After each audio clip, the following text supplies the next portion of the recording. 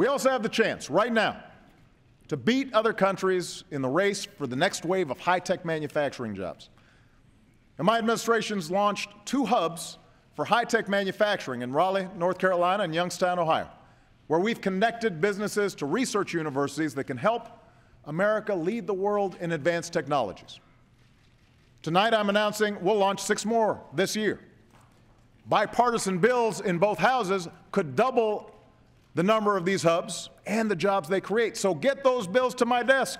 Put more Americans back to work. Now, one of the biggest factors in bringing more jobs back is our commitment to American energy.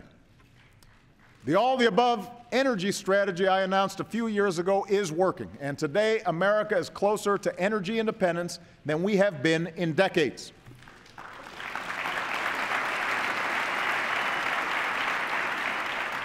One of the reasons why is natural gas. If extracted safely, it's the bridge fuel that can power our economy with less of the carbon pollution that causes climate change. Businesses plan to invest almost $100 billion in new factories that use natural gas. I'll cut red tape to help states get those factories built and put folks to work.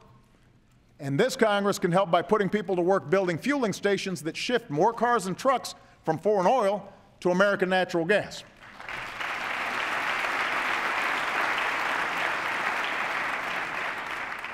Meanwhile, my administration will keep working with the industry to sustain production and jobs growth while strengthening protection of our air, our water, our communities. And while we're at it, I'll use my authority to protect more of our pristine federal lands for future generations.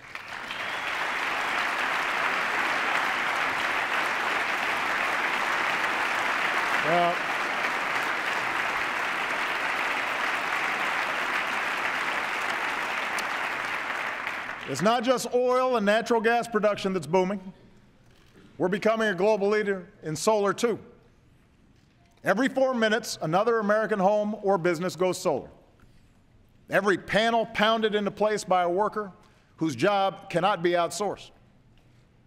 Let's continue that progress with a smarter tax policy that stops giving $4 billion a year to fossil fuel industries that don't need it, so we can invest more in fuels of the future that do.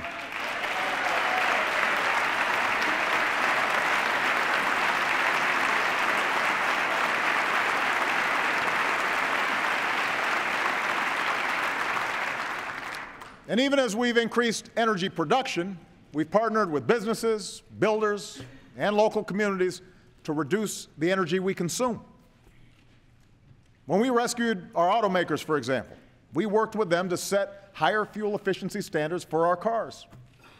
In the coming months, I'll build on that success by setting new standards for our trucks, so we can keep driving down oil imports and what we pay at the pump.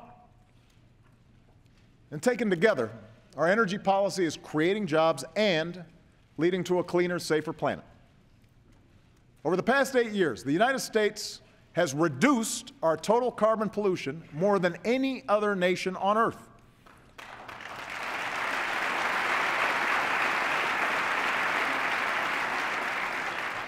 But we have to act with more urgency, because the changing climate is already harming Western communities struggling with drought and coastal cities dealing with floods. That's why I directed my administration to work with states, utilities, and others to set new standards on the amount of carbon pollution our power plants are allowed to dump into the air. The shift to a cleaner energy economy won't happen overnight, and it will require some tough choices along the way. But the debate is settled. Climate change is a fact. And when our children's children look us in the eye and ask if we did all we could to leave them a safer, more stable world with new sources of energy, I want us to be able to say, yes, we did.